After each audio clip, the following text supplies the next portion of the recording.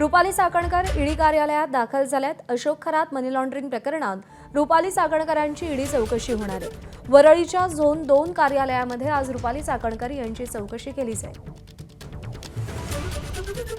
सूरज सावंत आपले प्रतिनिधी आपल्याला अधिक अपडेट देतील। सूरज,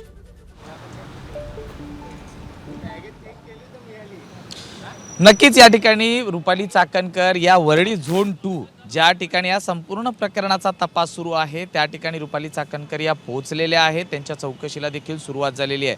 समता बँकेतनं झालेल्या गैरव्यवहार प्रकरण कॅप्टन भोंदू बाबा खरात यानेच त्या ठिकाणाहून अनेक खाती उघडून व्यवहार केल्याची माहिती ही निष्पन्न झाली होती।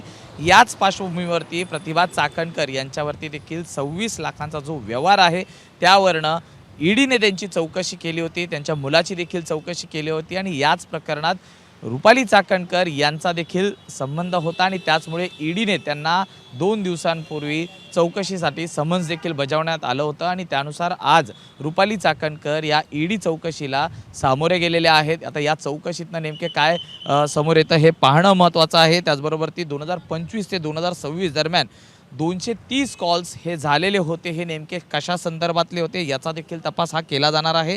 2021 मध्ये जमा झालेल्या 26 लाख रुपये यांच्या खात्यातनं वळती झाले होते। 2024 पासून ज्या ठेवी होत्या या संपूर्ण प्रकरणाची चौकशी आता ईडी कडनं केली जाईल। आता ही चौकशी किती तास चालते आणि त्यातनं काय माहिती समोर येते हे पाहणं आता महत्त्वाचं राहणार आहे।